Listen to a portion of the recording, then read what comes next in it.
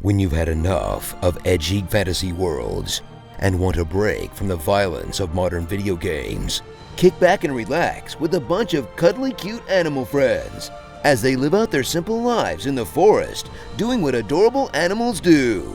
Ritual sacrifice and unleashing the Dark Ones. Cult of the Lamb.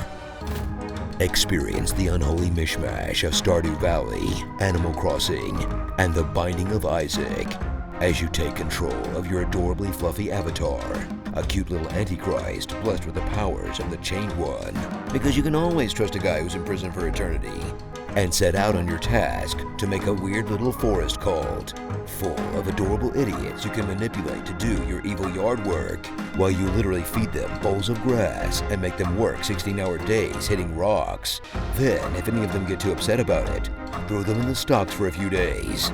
Or just sacrifice them to the elder god that lives in your basement. Or watch them fight each other to the death. Or murder them and feed them to everyone else. Because there's a sucker born every minute, and you've only got so many beds in the camp.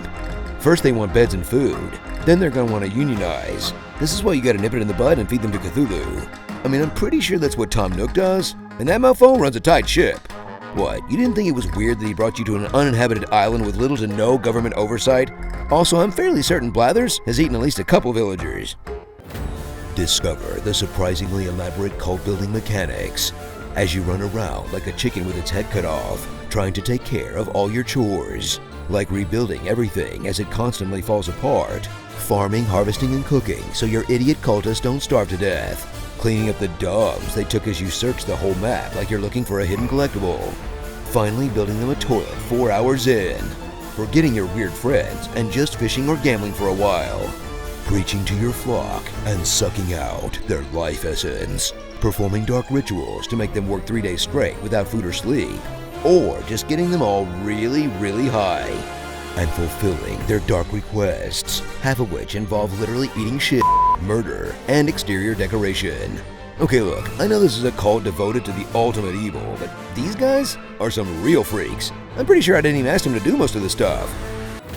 Explore the other half of Cult of the Lamb's gameplay loop as you travel deep into the wilderness to collect your resources and new followers for your cult, and while you're in the neighborhood, to kill a few gods by roguelining your way through a bunch of tiny rooms and breaking literally everything in sight, with a variety of hellish weapons, demonic powers, and surprisingly snappy controls.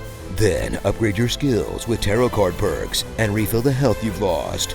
Because even though the enemies telegraph their attacks, you still get hit because all the characters are Funko Pops with tiny limbs. Until you finally get to the boss and beat it down until it turns into a dude for some reason and becomes your janitor, in a dungeon crawling mode that's actually pretty satisfying despite its lack of scope. At least until you break it by over-leveling your cult so you have all the upgrades halfway through the game. What? Come on! Leave these guys alone for 5 minutes and they're covered in vomit and feces and dying. Sometimes it feels like I'm more a cult mom than a cult leader.